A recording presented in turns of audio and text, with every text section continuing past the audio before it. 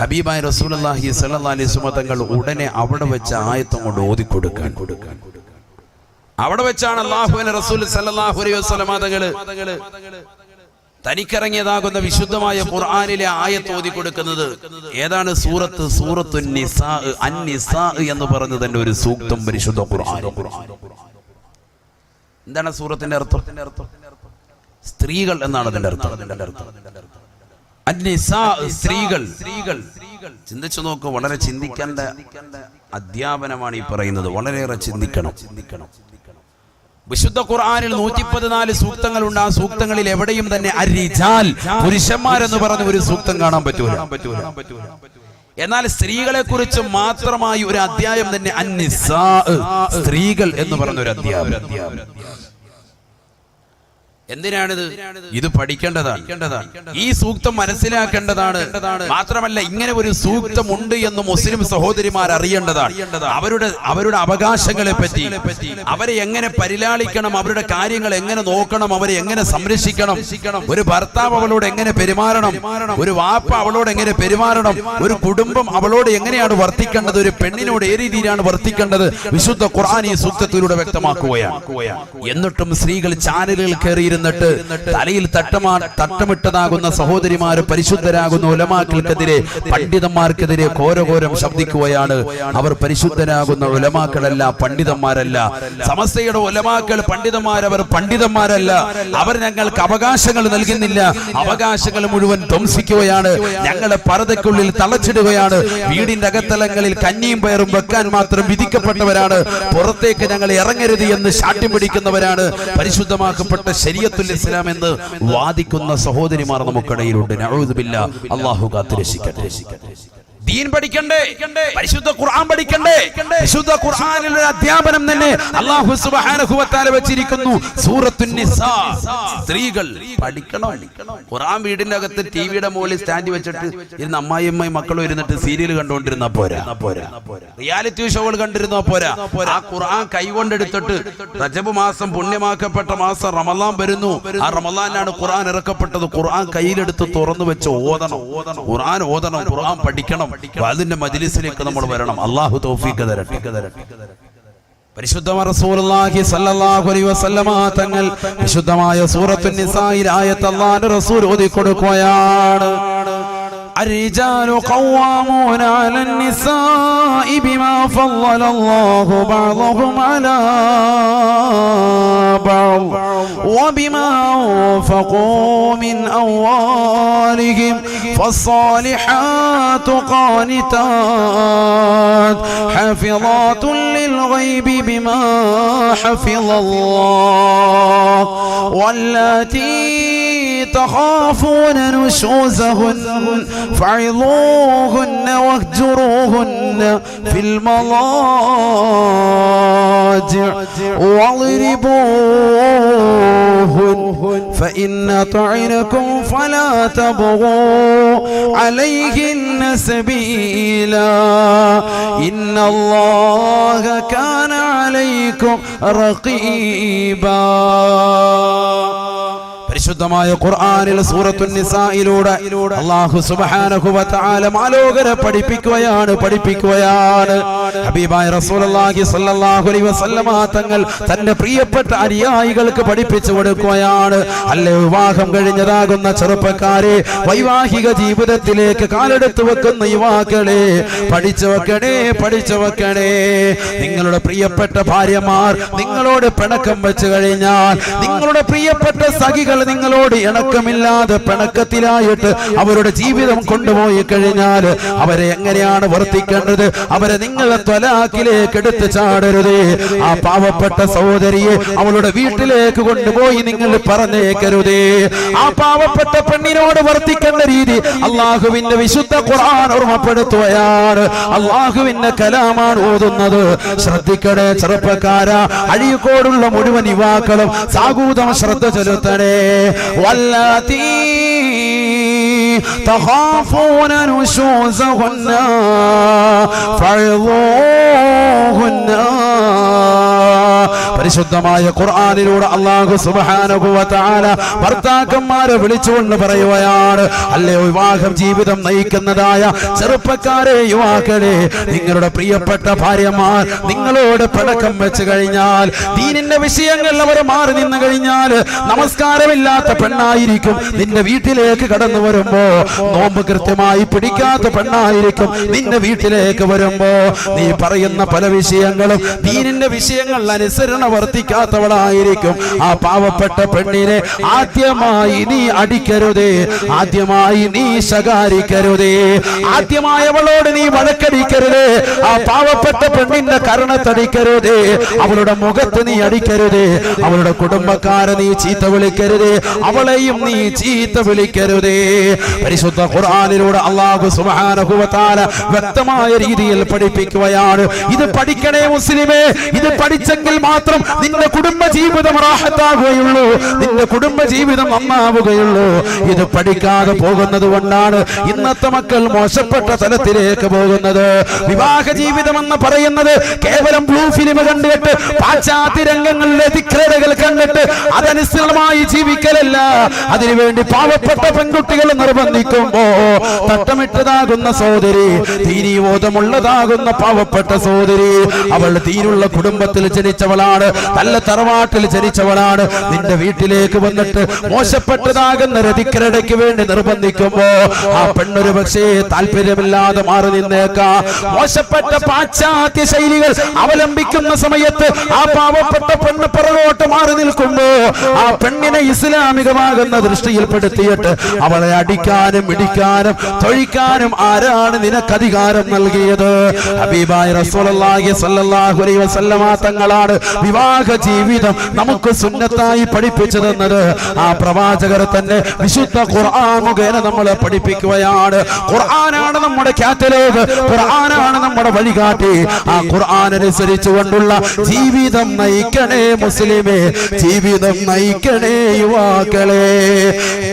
നബി സല്ലല്ലാഹു അലൈഹി വസല്ലമ തങ്ങൾ വിശുദ്ധ ഖുർആൻ ഓതി കൊടുക്കുകയാണ്. വല്ലാത്തി തഖാഫൂന നുശൂസഹുന്ന ഫഇദൂഹുന്ന. അല്ലയോ പ്രിയപ്പെട്ട ഭർത്താക്കന്മാരെ, അല്ലയോ പ്രിയപ്പെട്ടതാകുന്ന ചെറുപ്പക്കാരെ, നിങ്ങളുടെ പ്രിയപ്പെട്ട ഭാര്യമാർ നിങ്ങളോട് പടക്കം വെച്ചാൽ ആദ്യമായി അവളോട് വർത്തിക്കേണ്ട രീതി അല്ലാഹുവിന്റെ ഖുർആൻ പറയുകയാണ്, ഫഇദൂഹുന്ന. അവളെ ത്വലാഖ് ചൊല്ലലല്ല, അവളെ വീട്ടിലേക്ക് കൊണ്ടുപോയി പറഞ്ഞു വിടലല്ല, അവളുടെ കുടുംബക്കാര് നിനക്ക് നൽകിയ സ്ത്രീധനത്തുക കുറഞ്ഞുപോയി എന്ന് പറഞ്ഞ് അവളുടെ വാപ്പയെ കുറ്റപ്പെടുത്തലല്ല. ആദ്യം ചെയ്യേണ്ടത് എന്താണ്? ഫഅലൂഹുന്ന, നല്ല ഉപദേശം കൊടുക്കണം. വിശുദ്ധ ഖുർആൻ ഒക്കെ പഠിക്കേണ്ട വിഷയമാണ്. ഇതാണ് പഠിക്കേണ്ടത്. ഇത് പഠിക്കുമ്പോ ജീവിത റാഹത്താവും. അല്ലാഹു തൗഫീഖ് തരട്ടെ, അല്ലാഹു തൗഫീഖ് തരട്ടെ. അപ്പൊ ആദ്യമായി ഭർത്താക്കന്മാരെ ശ്രദ്ധിക്കേണ്ടത്, വിശുദ്ധ ഖുർആൻ ഓർമ്മപ്പെടുത്തുന്നു, നിങ്ങളുടെ ഭാര്യമാർ നിങ്ങളോട് പിണക്കം വെച്ചാൽ നിങ്ങൾ ചെയ്യേണ്ടത്, നിങ്ങൾ വർത്തിക്കേണ്ടത് ഫഅലൂഹുന്ന, നല്ല ഉപദേശം കൊടുക്കണം. ഫഅലൂഹുന്ന എന്ന് പറഞ്ഞാൽ വഅദ് പറഞ്ഞു കൊടുക്കണമെന്നല്ല. നിങ്ങൾ അവരുടെ മുന്നിൽ ഒരു വഅദ് കൊണ്ട് 2 മണിക്കൂർ വഅദ് പറയണം. ആരുടെ മുന്നിൽ?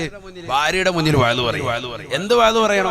വഅദ് പറയണമെങ്കിൽ ആയത്ത് ഹദീസൊക്കെ അറിയണ്ടേ, ഖുർആൻ അറിയണ്ടേ, ഹദീസ് അറിയണ്ടേ. അല്ലാഹു പള്ളിയിൽ പോലും കൃത്യമായി നമ്മൾ പോകുന്നില്ല, ജമാഅത്തിന് പങ്കാളികളാകുന്നില്ല.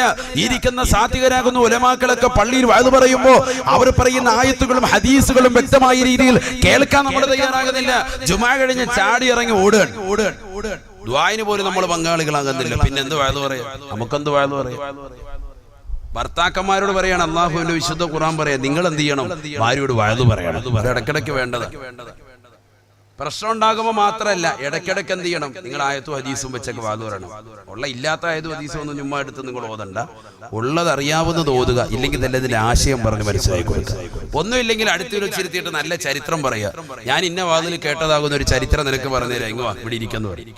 അപ്പോൾ അവൾ പറയും, ഇരിക്കണമെങ്കിൽ ഒരു ഷവർമ എന്നാൽ വേണം ഇരിക്കുക. അങ്ങനത്തെ സൈസായിരിക്കും ചിലപ്പോൾ, എന്നാലും കുഴപ്പമില്ല, അല്ലാഹു ഒരു ഷവർമ വാങ്ങിച്ചു കൊടുത്തിട്ട് ഇരുത്തി ഇത് പറഞ്ഞു കൊടുക്കുക. വഅദ് പറഞ്ഞു കൊടുക്കണം. ആയത്തു ഹദീസ് ഓതി നല്ല നല്ല വഅദ് പറഞ്ഞു കൊടുക്കണം. അല്ലാഹു തൗഫീഖ് തരട്ടെ. അല്ലാഹു തൗഫീഖ് തരട്ടെ.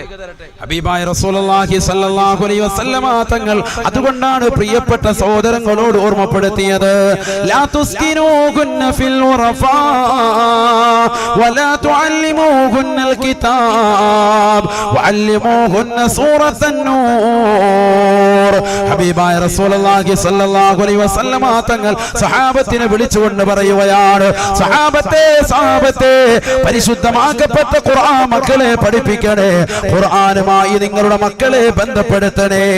ഹബീബായ റസൂലുള്ളാഹി സ്വല്ലല്ലാഹു അലൈഹി വസല്ലമ തങ്ങൾ ലോകത്തിന്റെ നായകൻ അനുയായികളെ വിളിച്ചുകൊണ്ട് പറയുകയാണ്, ലാ തുസ്കിനൂഹുന്ന ഫിൽ ഉറഫാ.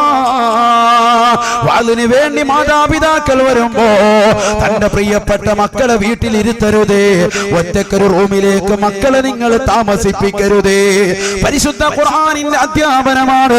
ഇന്നാരെങ്കിലും ചിന്തിക്കുന്നുണ്ടോ? ഇന്നാരെങ്കിലും ഇത് ശ്രദ്ധ ചെലുത്തുന്നുണ്ടോ? അതിനു വേണ്ടി വരുമ്പോ മക്കളുടെ കയ്യിൽ താക്കോല് കൊടുത്തിട്ട്, വീടിന്റെ താക്കോല് കൊടുത്തിട്ട്, മോളെ നീ സിനിമ കണ്ടുകൊണ്ടിരുന്നോ, നീ സീരിയൽ കണ്ടുകൊണ്ടിരുന്നോ, മോനെ നീ IPL ക്രിക്കറ്റ് കളി കൊണ്ടുകൊണ്ടിരുന്നോ, അവസാന സമയം വരെ നീ അങ്ങനെ ഇരുന്നാൽ നിന്റെ ആഖിബത്ത് മോശമാകുമെന്ന് പറഞ്ഞു കൊടുക്കാതെ ആ പ്രിയപ്പെട്ട പൊന്നു മക്കളുടെ കൈകളിലേക്ക് വീടിന്റെ താക്കോൽ കൂട്ടം എറിഞ്ഞു കൊടുത്തിട്ട് പോരുന്നതായ മാതാപിതാക്കളെ ശ്രദ്ധിക്കണേ. ഹബീബായ നബി തങ്ങളുടെ അധ്യാപനമാണ്, ലോകത്തിന്റെ നായകന്റെ അധ്യാപനമാണ്. എവിടെ നിന്നാണ് നമ്മുടെ പ്രിയപ്പെട്ട മക്കൾക്ക് വാല് കിട്ടുക? എവിടെ നിന്നാണ് മക്കൾക്ക് ഉപദേശം കിട്ടുക? എവിടെ നിന്നാണ് മാതാപിതാക്കൾക്ക് ഉപദേശം കിട്ടുക? അത് ഇൽമിന്റെ മജ്ലിസിൽ നിന്നാണ്, അത് പരിശുദ്ധമാക്കപ്പെട്ട ഖുർആൻ ചർച്ച ചെയ്യുന്നതാകുന്ന മജ്ലിസിൽ നിന്നാണ്. അതിന്റെ മജ്ലിസിലേക്ക് വരാതെ വീട്ടിൽ മക്കളെ പിടിച്ച് ഒറ്റക്കൊരു റൂമിൽ നിങ്ങൾ താമസിപ്പിക്കരുതേ, ഒറ്റക്കൊരു റൂമിൽ നിങ്ങളുടെ പ്രിയപ്പെട്ട മക്കളെ ആക്കരുതേ എന്ന് ഹബീബായ റസൂലുള്ളാഹി. 18 വയസ്സുള്ളതാകുന്ന സഹോദരി, +2 പഠിക്കുന്നതാകുന്ന മകള്, BCom എഞ്ചിനീയർ പഠിക്കുന്ന പൊന്നമോള്, തന്റെ വാപ്പ വാതിന് പോയി കഴിയുമ്പോ, തന്റെ ഉമ്മ വാതിന് പോയി കഴിയുമ്പോ തന്റെ കാമുകനെ ഫോണിൽ വിളിച്ചുകൊണ്ട് വീട്ടിലേക്ക് വരുത്താൻ നിദാനമാണ് നിന്റെ അത്തരത്തിലുള്ള യാത്ര. അതുകൊണ്ട് അല്ലാഹുവിന്റെ റസൂലിന്റെ വാക്യം നീ ശ്രദ്ധ ചെലുത്തണേ ചെറുപ്പക്കാരാ. എന്റെ ശബ്ദം ശ്രവിക്കുന്ന പ്രിയപ്പെട്ട ഉമ്മ, എന്റെ പ്രിയപ്പെട്ടതാകുന്ന സഹോദരിമാരെ, പഠിച്ചു വെക്കണേ. അല്ലാഹുവിന്റെ റസൂൽ സല്ലല്ലാഹു അലൈഹി വസല്ലമ തങ്ങൾ വീണ്ടും ഓർമ്മപ്പെടുത്തുകയാണ്, വലാ തുഅല്ലിമൂഹുന്നൽ കിതാബ് വലാ തുഅല്ലിമൂഹുന്നൽ കിതാബ്. നിങ്ങളുടെ പ്രിയപ്പെട്ടതാകുന്ന പെൺമക്കൾക്ക് പരിശുദ്ധ ഖുർആൻ പഠിപ്പിക്കണേ. എന്നാൽ ആത്മീയമാകുന്ന അറിവില്ലാതെ ഭൗതികമാകുന്ന കലാലയത്തിലേക്ക് മാത്രമായി മക്കളെ പറഞ്ഞേക്കരുതേ. വലാ തുഅല്ലിമൂഹുന്നൽ കിതാബ്, ഭൗതികമാകുന്ന അറിവിന് വേണ്ടി മാത്രമായി മക്കളെ നിങ്ങൾ പറഞ്ഞേക്കരുതേ. ഇമാം തബറാനി ഉദ്ധരിക്കുന്ന ഹദീസാണ്. അല്ലാഹുവിന്റെ റസൂൽ വീണ്ടും പറയുകയാണ്, വഅല്ലിമൂഹുന്ന സൂറത്തൻ നൂർ വഅല്ലിമൂഹുന്ന സൂറത്തൻ നൂർ. പരിശുദ്ധ ഖുർആൻ നിങ്ങളുടെ മക്കളെ പഠിപ്പിക്കണേ. ആ ഖുർആനിൽ നിന്ന് തന്നെ സൂറത്തുൻ നൂർ പഠിപ്പിക്കണേ എന്ന് നബിയുനാ റസൂലുള്ളാഹി. ഇന്നാരാണ് ഖുർആൻ കൈകൊണ്ട് തൊടുന്നവർ? പള്ളിയുടെ അകത്തളങ്ങളിൽ മനോഹരമായ ആയിരക്കണക്കിന് ഖുർആൻ മുസ്ഹഫുകൾ കൈനിട്ടുകൊണ്ട് മനോഹരമായ ഷെൽഫുകളിൽ വെച്ചിരിക്കുകയാണ്. എത്ര പേരാണ് ഖുർആൻ ഇന്ന് കൈകൊണ്ട് തൊട്ടവര്? എത്ര പേരാണ് ഇന്നൊരു ജുസുവെങ്കിലും ഓതി തീർത്തവര്? എത്ര പേരാണ് യാസീൻ സൂറത്ത് ഓതുന്നത്? ഇന്ന് ശാമകരിബിനിടയിൽ അൽഹംദുലില്ലാഹ് ഒരു പാവപ്പെട്ട സഹോദരന്റെ വീട്ടിലേക്ക് കടക്കാൻ എനിക്ക് തൗഫീക്ക് കിട്ടി. അഴീക്കോടുള്ള ഒരു പാവപ്പെട്ട ഉമ്മ ഞാൻ ചെല്ലുമ്പോ യാസീൻ സൂറത്ത് ഓതിക്കൊണ്ടിരിക്കുകയാണ്. അൽഹംദുലില്ലാഹ് എത്ര കർണാനന്തരമാണ്, എത്ര സന്തോഷകരമാണ്. അങ്ങനെ ഖുർആൻ ഓതുന്ന ഉമ്മമാർ നമുക്ക് മുമ്പേ ചൈത്രയാത്ര ചെയ്തു പോവുകയാണ്. ആ പാവപ്പെട്ട ഉമ്മമാരുടെ ജീവിതങ്ങൾ കണ്ടിട്ടെങ്കിലും നമ്മുടെ ജീവിതം ഒന്ന് മാറ്റിമറിക്കാൻ നമുക്കൊന്ന് സന്തോഷിച്ചൂടെ, നമുക്കൊന്ന് ചിന്തിച്ചൂടെ? എന്റെ പ്രിയപ്പെട്ട ചെറുപ്പക്കാരാ, സഹോദരാ, വിശുദ്ധ ഖുർആൻ കൊണ്ട് നമ്മുടെ ജീവിതം സന്തോഷകരമാകട്ടെ. വിശുദ്ധ ഖുർആൻ കൊണ്ട് നമ്മുടെ ഖബർ ഒന്ന് സന്തോഷിക്കട്ടെ, ഖബർ പ്രകാശപൂരിതമാകട്ടെ. ഹബീബായ റസൂലുള്ളാഹി സ്വല്ലല്ലാഹു അലൈഹി വസല്ലമ തങ്ങൾ ഖുർആൻ ഓതുന്ന വീടുകളെ പറ്റി പറഞ്ഞില്ലയോ? ഹബീബായ നബി തങ്ങൾ പറഞ്ഞില്ലയോ? ലാ തജാലൂ ബുയൂതകും മഖാബിറ. നിങ്ങളുടെ വീടുകളെ നിങ്ങൾ ഒരിക്കലും ശ്മശാനമാക്കരുതേ, ഖബറിടം പോലെയാക്കരുതേ. അഥവാ ദിക്റും ഔറാദും ഖുർആനും കൊണ്ട് നിങ്ങളുടെ വീടുകളെ ജീവസുറ്റതാക്കണേ. സൂറത്തുൽ ബഖറ വീട്ടിൽ പാരായണം ചെയ്താൽ ആ വീട്ടിലേക്ക് പിശാച് അടുക്കൂല എന്ന് ഹബീബായ റസൂലുള്ളാഹി. വീട്ടിൽ നിന്ന് പുറത്തിറങ്ങുമ്പോഴും വീട്ടിലേക്ക് നിങ്ങൾ കയറുമ്പോഴും ആയത്തുൽ കുർസി ഓതണേ എന്ന് ഹബീബായ റസൂലുള്ളാഹി സല്ലല്ലാഹു അലൈഹി വസല്ലം. ആരാണിത് ശ്രദ്ധിക്കുന്നത്? ആരാണിത് ഉൾക്കൊള്ളുന്നത്? ഇത് കേൾക്കുന്ന മുസ്ലിമേ, നിന്റെ ജീവിതത്തിൽ കൊണ്ടുവരണേ. ഹബീബായ നബി സല്ലല്ലാഹു അലൈഹി വസല്ലം തങ്ങൾ അതാണ് വ്യക്തമായ രീതിയിൽ പഠിപ്പിക്കുന്നത്. വഅല്ലിമൂഹുന്നൽ ഖുർആൻ. വിശുദ്ധ ഖുർആൻ പഠിപ്പിക്കണം പെൺമക്കൾക്ക്, ആൺമക്കൾക്ക്, എല്ലാവർക്കും. അല്ലാഹു തൗഫീഖ് തരട്ടെ. അല്ലാഹു തൗഫീഖ് തരട്ടെ. മക്കളെ മദ്രസയിൽ വിട്ടു, അതുകൊണ്ട് കാര്യമില്ല. മക്കളെ വീട്ടിൽ വന്ന് ഖുർആൻ ഓതുന്നുണ്ടോ അത് നോക്കണം. ആര് നോക്കുന്ന, ആര് ശ്രദ്ധിക്കുന്നു? ഇശാ മഗ്‌രിബിന്റെ ഇടയിൽ അരമണിക്കൂർ ഖുർആൻ മക്കളെ കൊണ്ട് നിർബന്ധമായി ഓദിക്കണം. നിർബന്ധമാണ്. അത് കഴിഞ്ഞിട്ട് പഠിച്ചാൽ മതി. അത് കഴിഞ്ഞിട്ട് പഠിക്കുന്ന പഠിത്തം നല്ല പഠിത്തമായിരിക്കും. അരമണിക്കൂർ ഖുർആൻ മക്കളെ കൊണ്ട് ഓദിക്കണം. അത് വാപ്പാടെ ഉമ്മാടെ നിർബന്ധമാണ്. അത് അവരുടെ മേൽ നിർബന്ധമാണ്. അത് ഓദിക്കണം. മക്കൾ വെറുതെ ഖുർആൻ തുറന്നു വെച്ചിട്ട് ഇങ്ങനെ കണ്ണോടിച്ചാൽ പോരാ. ചില പെണ്ണുങ്ങളുണ്ട് വിവാഹം കഴിഞ്ഞിട്ട് വീട്ടിലേക്ക് വന്നിട്ട് ഭർത്താവിന്റെ വീട്ടുകാരെ മനസ്സിലാക്കാൻ വേണ്ടി ഖുർആൻ ഓതാൻ അറിയാൻ പറ്റില്ല, തുറന്നിട്ട് ഇങ്ങനെ കറക്റ്റ് യാസീനൊക്കെ കറക്റ്റ് പേജ് നമ്പർ വീട്ടിൽ നിന്ന് പറഞ്ഞു കൊടുത്തിട്ടുണ്ട്. അത് തുറന്നു വെച്ചിട്ട് പേജ് ഇങ്ങനെ മറിച്ച് നോക്കി വിടും. ഒച്ചത്തിൽ ഓന്ന് ഇന്നുവരെ കേട്ടിട്ടുണ്ടാവൂല. ഒച്ചത്തിൽ ഓതാൻ അറിയില്ല, ഇതിങ്ങനെ തുറന്നു വെച്ചിട്ടുണ്ട് അല്ലേ? ആ രീതിയാകാൻ പാടില്ല. ഖുർആൻ നല്ലതുപോലെ ഓതാൻ അറിയണം. ഖുർആൻ നല്ലതുപോലെ ഓതണം. അല്പം ശബ്ദത്തിൽ തന്നെ ഓതണം എന്ന് പറഞ്ഞ് ഒച്ചത്തിൽ പെണ്ണുങ്ങൾ ഓതാൻ വേണ്ട. അതല്ല, അവനവന്റെ സ്വന്തം ശരീരം കേൾക്കുന്ന രീതിയിൽ നല്ല രീതിയിൽ ഖുർആൻ ഓതണം. അല്ലാഹു തൗഫീഖ് തരട്ടെ. അല്ലാഹു തൗഫീഖ് തരട്ടെ. പ്രഭാതത്തിലും പ്രദോഷത്തിലും ഖുർആൻ അങ്ങനെ ഓതണം. ആ ഖുർആൻ നമ്മൾ പഠിക്കണം, നമ്മുടെ മക്കളെ പഠിപ്പിക്കണം. അങ്ങനെ അല്പമൊക്കെ പഠിച്ചതാകുന്ന ഭർത്താവാണ് ഉപദേശിക്കുന്നത്. ഇവിടെ എങ്ങനെ ഉപദേശിക്കണം? നമസ്കാരവും ഇബാദത്തും ഉള്ള ആളല്ലേ നമസ്കരിക്കാൻ വേണ്ടി ഭാര്യ ഉപദേശിച്ചിട്ട് കാര്യമുള്ളൂ. ഒരു പെണ്ണ് നിസ്കരിക്കുന്നില്ല, ഉപദേശിക്കണം. പെണ്ണിനോട് പറയാം, നീ സുബഹി നിസ്കരിക്കണം കേട്ടോ, നീ സുബഹി നിസ്കരിക്കുന്നില്ല എന്ന് പറയുമ്പോ ആ ഭർത്താവ് സുബഹി പോലും നിസ്കരിക്കുന്നില്ല, ലോറും ഇല്ല, അസറും ഇല്ല, ഒരു നമസ്കാരം ഇല്ലാത്തവന് പറയാൻ പറ്റൂല. അയാൾ നമസ്കാരമുള്ളവനായിരിക്കണം, ഭർത്താവ് നന്നായിരിക്കണം. ആദ്യത്തെ കണ്ടീഷൻ അതാണ്. അവനവൻ സ്വന്തം നന്നാവണം. സ്വന്തം നന്നായിട്ട് മറ്റുള്ളവരെ നന്നാക്കണം. എന്നാൽ അഹ്ലുസുന്നത്തി വൽ ജമാഅത്തിന്റെ ഉലമാക്കൾ വ്യക്തമാക്കുന്നു, ഒരു മനുഷ്യൻ അവന്റെ ജീവിതത്തിൽ കൊണ്ടുവന്നിട്ടില്ല എങ്കിലും മറ്റുള്ളവരോട് അതുകൊണ്ട് ഉപദേശിക്കാൻ പറ്റുമെന്ന് തന്നെയാണ് റാജിഹായ അഭിപ്രായം. പറ്റുമെന്ന് തന്നെയാണ് ഉലമാക്കൾ പഠിപ്പിച്ചത്. തന്റെ പ്രിയപ്പെട്ട ഭാര്യ അവൻ മാന്യമായ രീതിയിൽ ഉപദേശിക്കണം. ആദ്യമായി എന്റെ പ്രിയപ്പെട്ട സഹോദരങ്ങൾ ഓർമ്മപ്പെടുത്തുന്നു, ഭാര്യമാര് വന്ന് അവരുടെ നൊമ്പരം പറയുമ്പോൾ അടുത്ത് വിളിച്ചിരുത്തിയിട്ട് നല്ലതുപോലെ കേൾക്കണം. അതിനൊരു മനസ്സ് നിനക്കുണ്ടാവണം. പരിപൂർണമായിട്ട് അവരുടെ വിഷമങ്ങൾ എന്താണെന്നുള്ളത് ശരിക്കും ശ്രദ്ധിച്ച് കേൾക്കണം. മുഖത്തോട് മുഖം ചേർന്നിരുന്ന് കസേരയിട്ട് റാഹത്തായ നിലയിലിരുന്ന് അതെന്താണ് വിഷയം പറ. അപ്പൊ അവള് മൊത്തം വിഷയങ്ങൾ ഇങ്ങനെ പറയും. ഈ വിഷയങ്ങൾ പറയുന്നതിനിടയ്ക്ക് നീ ചോറ് വിളമ്പ്, എന്നിട്ട് ചോറെല്ലാം കഴിച്ചിട്ട് ഇത് കൊള്ളാം കേട്ടോ, നല്ല മീൻ, ഇത് എങ്ങനെ ഉണ്ടാക്കി, റാഹത്താണ്, നല്ല കൊള്ളാം, ഇത് എവിടുന്ന്, നല്ല പാങ്ങ്, നല്ല രസമാണ് എന്ന് പറഞ്ഞ് അവളെ ആക്കുന്ന രീതിയിൽ വേറെ എന്തെങ്കിലുമൊക്കെ ചോദിച്ച് ഇത് ശരിക്കും കേൾക്കാതെ നീ ഇരിക്കരുത്. അപ്പൊ അവൾക്ക് ദേഷ്യം പിടിക്കും, ഒന്നും കൂടി ഇത് വിഷയം വല്ലാതെ കലുഷിതമാകും. അതുകൊണ്ട് നീ നല്ല മനസ്സിൽ ഇരിക്കുമ്പോഴത്തേക്ക് ആ വിഷയം ശരിക്ക് കേൾക്കുക. എല്ലാം കേട്ടതിന് ശേഷം അവളോട് പറയും, ഇൻഷാ അല്ലാഹ് നമുക്ക് പരിഹാരം ഉണ്ടാക്കാം. പറയുന്നത് ഒരു പക്ഷെ നിന്റെ ഉമ്മയെ കുറിച്ചായിരിക്കും, നിന്റെ ഉപ്പായെ കുറിച്ചായിരിക്കും. ഇതാണ് കൂടുതൽ പരാതി ഉണ്ടാകുക. അല്ലെ നിന്റെ പെങ്ങന്മാരെ കുറിച്ചായിരിക്കും. ഇങ്ങനെയുള്ളതാകുന്ന ബുദ്ധിമുട്ടുകളും കാര്യങ്ങളായിരിക്കും പറയുന്നുണ്ടാകുക. എന്നാലും നീ എന്ത് ചെയ്യാ? ചെവി കൊടുത്ത് കേട്ടിരിക്കുക. അങ്ങനെ പരിപൂർണമായി കേട്ടാൽ തന്നെ 98% പെണ്ണിന്റെ മനസ്സിന് റാഹത്താണ്, കുളിരാണ്. കാരണം എന്താ? എന്റെ ഭർത്താവ് ഞാൻ പറയുന്ന വിഷയങ്ങളൊക്കെ കേൾക്കാൻ പറ്റിയവരാണ്, അൽഹംദുലില്ലാഹ്. എന്നിട്ട് നീ പറയാ, ഞാനത് റെഡിയാക്കിക്കോളും കേട്ടോ, ഉമ്മാട് ഞാനത് പറഞ്ഞ് റെഡിയാക്കി തരാം, കുഴപ്പമൊന്നുമില്ല എന്നൊക്കെ പറഞ്ഞ് നീ പതുക്കെ സമ്പാദിക്കും. പിന്നെ അത് കഴിഞ്ഞ് വലിയ ഇത്രേ ഉള്ളൂ. ഇതിപ്പോ പെണ്ണുങ്ങളപ്പുറത്തുനിന്ന് കേൾക്കുന്നുണ്ട്, അങ്ങനെ വലിയ ഒന്നും ആക്കണ്ട, ഞങ്ങളത് വിടത്തില്ല എന്നൊക്കെ പറഞ്ഞ അവിടെ ഇരിപ്പുണ്ടോ, ഒക്കെ എന്നെ റെഡിയാക്കി തരാം, ഇൻഷാ അല്ലാഹ്, അല്ലാഹു തൗഫീഖ് തരട്ടെ. അപ്പൊ ആദ്യമായി നിങ്ങൾ എന്താ ചെയ്യേണ്ടത്? ഇത് ശരിക്കും വിഷയം കേൾക്കുക, നല്ലതുപോലെ ശ്രദ്ധിച്ച് കേൾക്കുക. ഇത് കേൾക്കാതിരിക്കുമ്പോഴാണ് പെണ്ണിന് ദേഷ്യം പിടിക്കുന്നത്. സ്വന്തം ഭർത്താവ് ഇതിലൊന്നും താല്പര്യമില്ല. ഓൻ എന്തെങ്കിലും കഴിക്കണം, വല്ല ആഹാരിക്കണം, റാഹത്താക്കണം. വെളിയിൽ പോയി കഴിച്ചിട്ട് വന്നതൊന്നും പോരാ, പിന്നെ ഇവിടെ വന്ന് കലം മറിച്ച് മുഴുവൻ കഴിച്ചിട്ട് എവിടെയെങ്കിലും കൂർക്കം വലിച്ച് അല്ലാ ഒറ്റ ഉറക്കം. അപ്പൊ ഭാര്യയ്ക്ക് മനസ്സിലായി ഇവനെ കൊണ്ട് ഒരു കാര്യമില്ല, ഇവനെ ആള് ഗുണമില്ല. അങ്ങനെ ഇരിക്കുമ്പോഴാണ് അന്യരാകുന്ന ചെറുപ്പക്കാർ വീട്ടിലേക്ക് പല രീതിയിലും വരുന്നത്. ഒന്നില്ലെങ്കിലും വല്ലെന്തെങ്കിലും മേശരിപ്പണിക്ക് ആശാരിപ്പണിക്ക് പല കോലത്തിലും ഒക്കെ ആയിട്ട് അവരോട് വരും. ആ ആൾക്കാരുമായിട്ട് പതുക്കെ ഇവള് ചങ്ങാത്തം വെക്കും, അവരോട് കാര്യങ്ങൾ പറയാൻ തുടങ്ങും. ജീവിതം വല്ലാത്ത കോലത്തിലേക്ക്. ഇതാണ് സംഭവിക്കുന്നതിനാകെ ടോട്ടൽ മൊത്തത്തിൽ പറഞ്ഞു തരും. ബുദ്ധിയുള്ളവർക്ക് ചിന്തിക്കാം. അള്ളാഹു തൗഫീഖ് തരട്ടെ. അഥവാ ഭർത്താവാകുന്ന നമ്മളെ സംബന്ധിച്ചിടത്തോളം ഭാര്യയുടെ പ്രശ്നങ്ങൾ പരിപൂർണമായി കേൾക്കാൻ നമ്മൾ തയ്യാറാണ്. നല്ലതുപോലെ കേട്ടുകൊടുക്കണം. അത് കേട്ടെങ്കിൽ മാത്രമേ ഭാര്യയ്ക്ക് നമ്മളോട് സന്തോഷം ഉണ്ടാവുകയുള്ളൂ, താല്പര്യം ഉണ്ടാവുകയുള്ളൂ. കേൾക്കാതെ നമ്മൾ പോകാൻ പാടില്ല. കേട്ടതിന് ശേഷം കാര്യത്തിനൊരു സൊല്യൂഷൻ പറഞ്ഞു കൊടുക്കുക. ഹബീബായ റസൂലുള്ളാഹി സ്വല്ലല്ലാഹു അലൈഹി വസല്ലമ തങ്ങൾ വിശുദ്ധ ഖുർആൻ മുഖേന ഓതി തരുകയാണ്.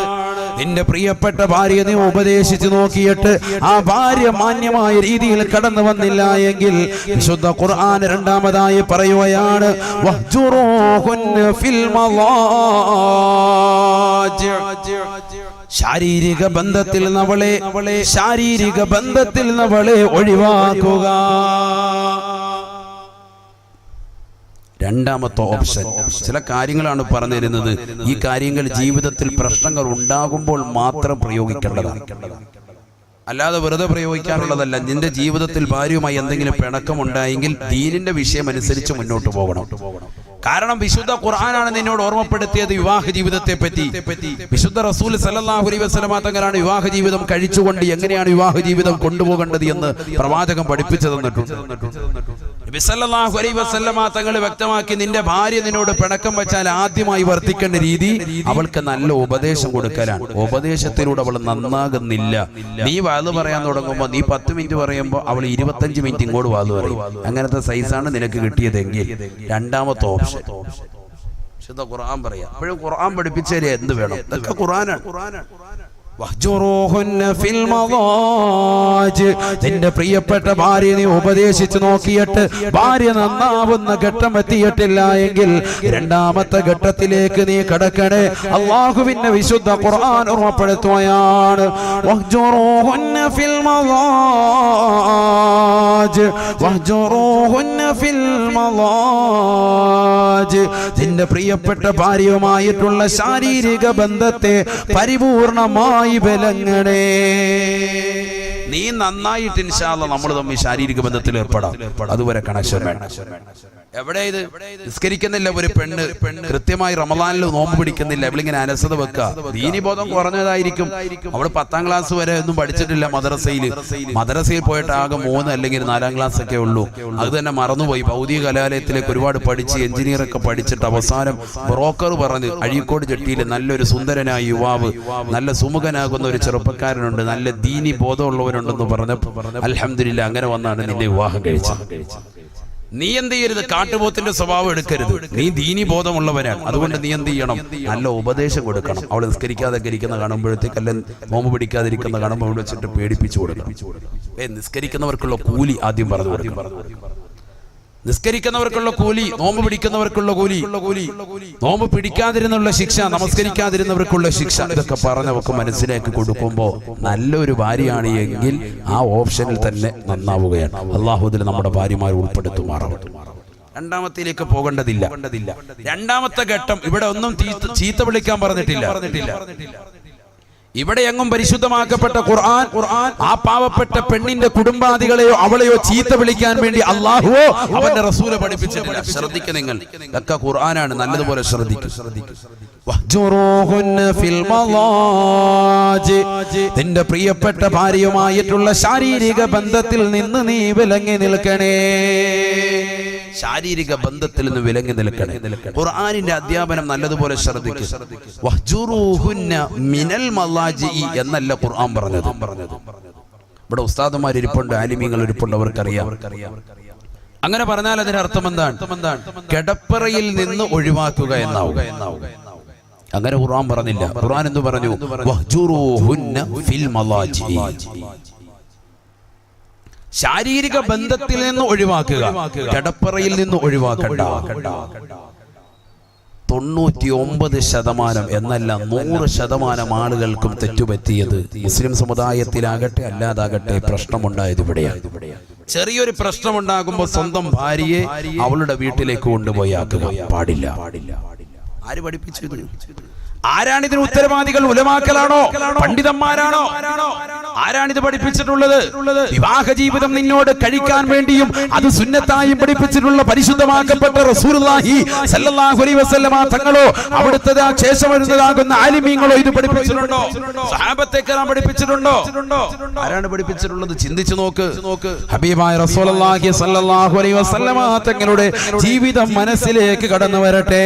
ഹബീബായ റസൂലുള്ളാഹി സ്വല്ലല്ലാഹു അലൈഹി വസല്ലമ തങ്ങൾ ഈ ലോകത്ത് നിന്ന് വിട പറയുമ്പോ അല്ലാഹുവിന്റെ റസൂലിന് വയസ്സ് 63. എന്റെ ശബ്ദം ശ്രവിക്കുന്ന അഴീക്കോട് ചട്ടിയിലുള്ള പ്രിയപ്പെട്ട ചെറുപ്പക്കാർ, എന്റെ പ്രിയപ്പെട്ട ഉമ്മമാരെ മനസ്സിലിരുത്തി ചിന്തിക്കണേ.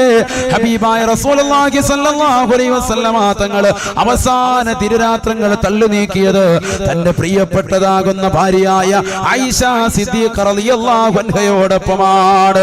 മറ്റുള്ള ഉമ്മഹാത്തുൽ മുഅ്മിനീങ്ങളോട് ഭാര്യമാരെ വിളിച്ചുകൊണ്ട് റസൂലുള്ളാഹി ചോദിക്കുകയാണ്, അവസാനത്തെ എന്റെ പ്രിയപ്പെട്ട ഭാര്യയാകുന്ന ആയിഷയോടൊപ്പം കഴിയാൻ ഞാൻ നിയ്യത്ത് വെക്കുന്നു, നിങ്ങൾക്കതിൽ വിരോധമുണ്ടോ? നിങ്ങൾക്കതിൽ ബുദ്ധിമുട്ടുണ്ടോ? ഭാര്യമാരോട് തുല്യ നീതി. മറ്റുള്ളവരുടെ അനുവാദം വാങ്ങാൻ അവർ പറഞ്ഞു, അങ്ങക്ക് ആർക്കൊരു കുഴപ്പമില്ല, ആയിഷയോടൊപ്പം ജീവിച്ചു.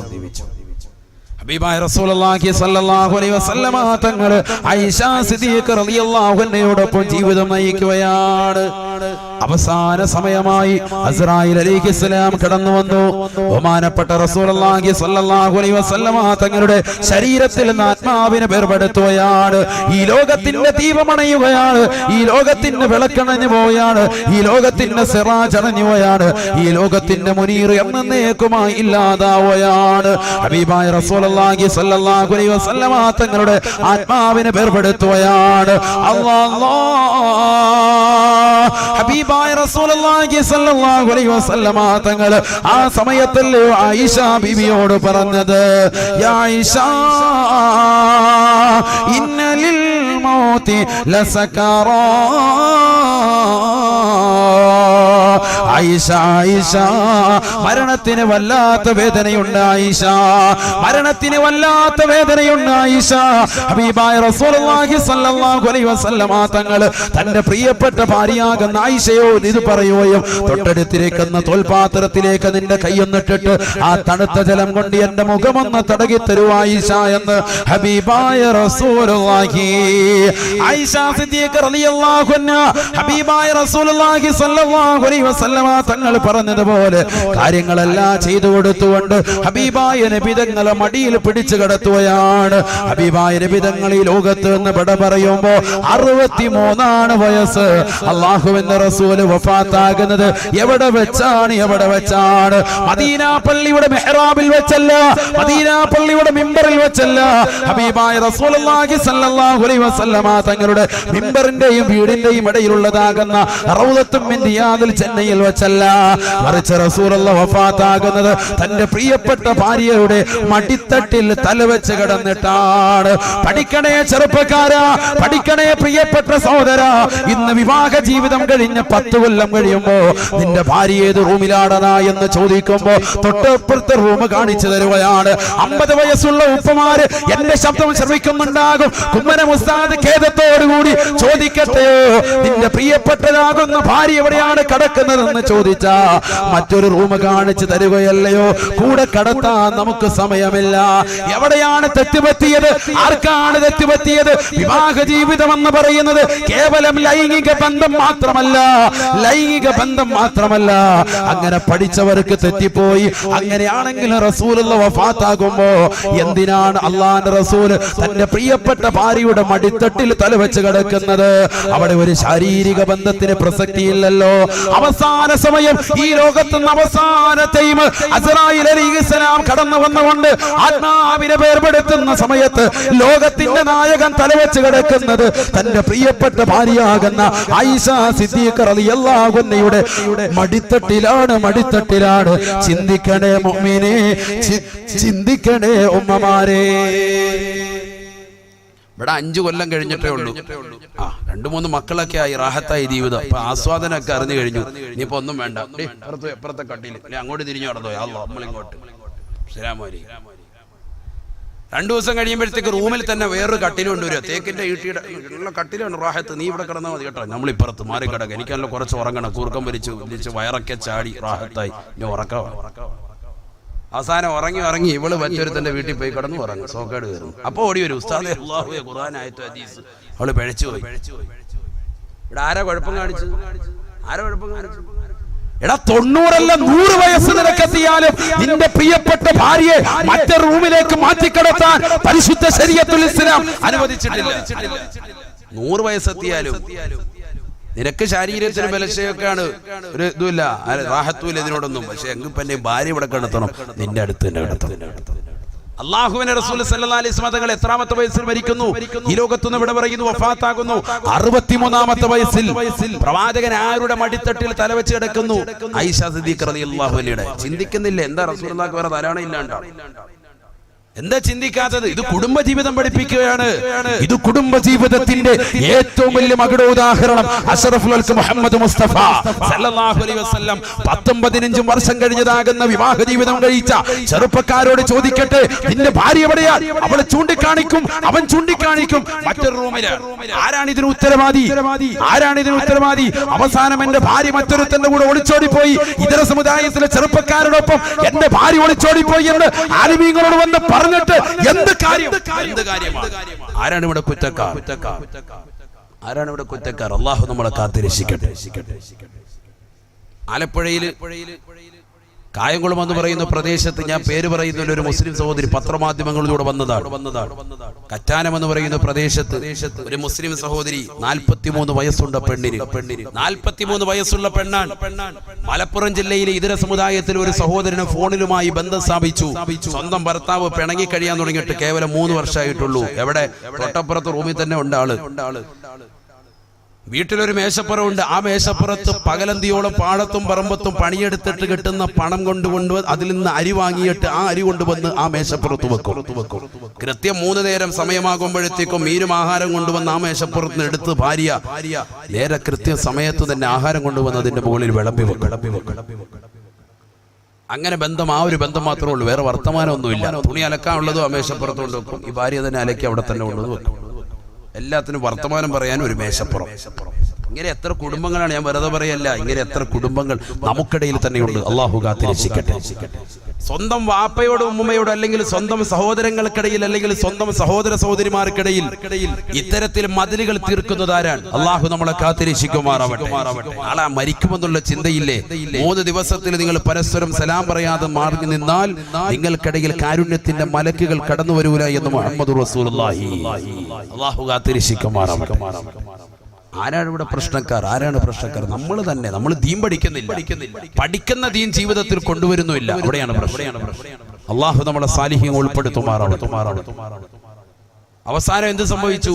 പരിശുദ്ധ റമദാനിൽ 27-ാം രാവിൽ സ്വന്തം ഭർത്താവാകുന്ന ഈ പാവപ്പെട്ട 53 വയസ്സുള്ളതാകുന്ന ഭർത്താവ് ഭാര്യയുടെ അടുക്കൽ നിന്ന് നേരെ പള്ളിയിൽ പോയി ഏത്തിക്കാഫിനെ നിയ്യത്ത് വെച്ചുകൊണ്ട് റമദാനിൽ പാതിരാത്രി സമയത്ത് ഉസ്താദ് ചൊല്ലിക്കൊടുത്ത തൗബയേത്ത് ചൊല്ലി പൊട്ടിക്കരഞ്ഞുകൊണ്ട് ഭാര്യയ്ക്ക് വേണ്ടി കുടുംബത്തിന് വേണ്ടി ദുആ ചെയ്തുകൊണ്ടിരിക്കുമ്പോ അതേ റമദാനിന്റെ 27-ാം രാവിലെ തന്നെ ആ പെണ്ണ് മലപ്പുറം ജില്ലയിലെ ഇതര സമുദായത്തിലെ സഹോദരന്റെ ഫോൺ വിളിച്ചുകൊണ്ട് വരുത്തുകയാണ്.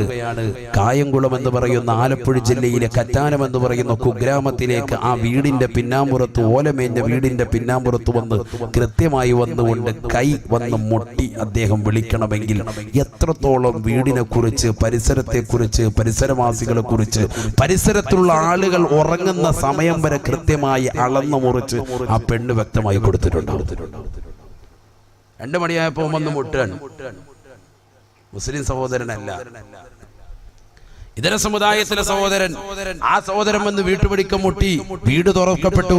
2 പേരും നൂലിന് ബന്ധം പോലുമില്ലാതെ ശാരീരിക ബന്ധത്തിൽ ഏർപ്പെട്ടു. 4 മണി സമയമായപ്പോ ഭർത്താവ് വന്നു. അദ്ദേഹം വന്നിട്ട് പറഞ്ഞു ഇടയത്താഴം കഴിക്കാൻ. അത്താഴം എന്താ പറയാ? ഇടയത്താഴം തന്നെ. ഇടയത്താഴം കഴിക്കാൻ അദ്ദേഹം വന്നു. വിളമ്പ് വിളമ്പി വെച്ച ആഹാരം അദ്ദേഹം കഴിക്കുമ്പോൾ ഒരു പ്ലേറ്റിൽ നിറച്ച് ചോറും മീൻകറിയും ഒക്കെ ആയിട്ട് കിടപ്പ് റൂമിലേക്ക് പെണ്ണു പോകുന്നു. ചോദിച്ചു, എന്തിനാണ്? പറഞ്ഞു, എനിക്ക് ഇവിടെ എത്താനും കഴിക്കാനാണ്. നീ ഇച്ചിരി അവിടെ നിന്ന് കഴിക്കുന്ന പോലെ എനിക്ക് തോന്നി. ഇല്ല, ഞാൻ കഴിച്ചില്ല. ഇവിടെ കൊണ്ടുവന്നു നേരെ കിടപ്പ് റൂമിൽ. ആർക്കാണ് കൊണ്ടുവരുന്നത്? താനുമായി ഇതുവരെ ശയ്യം വിളിച്ച് ക്ഷീണിച്ച് ബലഹീനനായി കിടക്കുന്നതാകുന്ന ആ സഹോദരന് കൊടുക്കാൻ വേണ്ടി കൊണ്ടുവന്നിരിക്കുകയാണ്. തൊട്ടപ്പുറത്ത് ഒന്ന് കയറി തലയിട്ട് നോക്കി അയാൾക്ക് കാണാം, അയാൾ ഇപ്പുറത്തേക്ക് അങ്ങോട്ട് പോകുന്നില്ല. കാരണം അതാണ് ബന്ധം ഇവർ തമ്മിലുള്ള കാര്യങ്ങളൊന്നും അങ്ങനെ ചോദിക്കുന്നില്ല. പക്ഷെ പതിവില്ലാതെ ഇങ്ങനെ കൊണ്ടുപോകുന്ന കണ്ടപ്പോൾ അദ്ദേഹം ചോദിച്ചതാണ്. ബെഡ്റൂമിലേക്ക് ആഹാരം കൊണ്ടുപോകുന്ന കണ്ടപ്പോൾ അവസാനം ഇദ്ദേഹം പതുക്കെ പോയി. സലാം പോലും രണ്ടുപേർക്കിടയിലില്ല. അദ്ദേഹം യാത്രയായി നേരെ പള്ളിയിൽ പോയി. ഭയങ്കര നമസ്കാര വിഭാഗത്തോട്. അതാണ് ഞാൻ ഈ പറയുന്നത്. വലിയ ഇബാദത്തുള്ള ആളാണ്. 5 വഖത്ത് നിസ്കരിക്കും, റമളാനിലൊക്കെ നോമ്പും പിടിക്കും, എത്തിക്കാഫിന് നിയ്യത്ത് വെച്ച് പള്ളിയിൽ ഒരുപാട് കൂടും. എല്ലാ നേരവും 5 നേരവും പല്ല് തേക്കും, ദിക്ർ ചൊല്ലും, ഖുർആൻ ഓതും ഒക്കെ ചെയ്യും. പക്ഷേ കുടുംബജീവിതം കറക്റ്റ് അല്ല. അങ്ങനത്തെ എത്ര ആളുകൾ. അല്ലാഹു കാത്തിരക്ഷിക്കട്ടെ. സ്വന്തം ഭാര്യയോടുള്ള പെരുമാറ്റം നല്ല രീതിയിലല്ല, അവരോടുള്ള സമീപനം നല്ല രീതിയിലല്ല. ആ ഭാര്യ വീണ്ടും അവരുമായി ശയ്യവലംബിച്ചു. രണ്ടുപേരും തമ്മിൽ വീണ്ടും ശാരീരിക ബന്ധത്തിൽ ഏർപ്പെട്ടു. സുബഹി ബാങ്ക് വിളിക്കുമ്പോ ഈ സഹോദരൻ രണ്ടുപേരും നൂലിലെ ബന്ധമില്ലാതെ ശാരീരിക ബന്ധത്തിൽ ഏർപ്പെട്ടിട്ട് നല്ല രീതിയിൽ സുഖനിദ്രയിലേക്ക് പെണ്ണുപോയപ്പോ ഉറക്കത്തിന്റെ മരുന്ന് അല്പം കൂടി കലക്കി കൊടുത്ത് പെണ്ണിന്റെ മുഖത്തേക്ക് തലയിണയിട്ടിട്ട് ശ്വാസം മുട്ടിച്ച് കൊന്നുകളഞ്ഞു. കാതിലും കയ്യിലും കാലിലും കിടന്ന പാദസരങ്ങളും സ്വർണ്ണനാടെല്ലാം എടുത്ത് ആ രാത്രിക്ക് തന്നെ സുബഹിക്ക് തന്നെ ഇവൻ സ്ഥലം കാലിയാക്കി മലപ്പുറത്തേക്ക് തിരിച്ചു പോകുന്നു. ഇതിപ്പോ നടന്നിട്ട് 3 കൊല്ലമായിട്ടുള്ളൂ. 3 കൊല്ലം.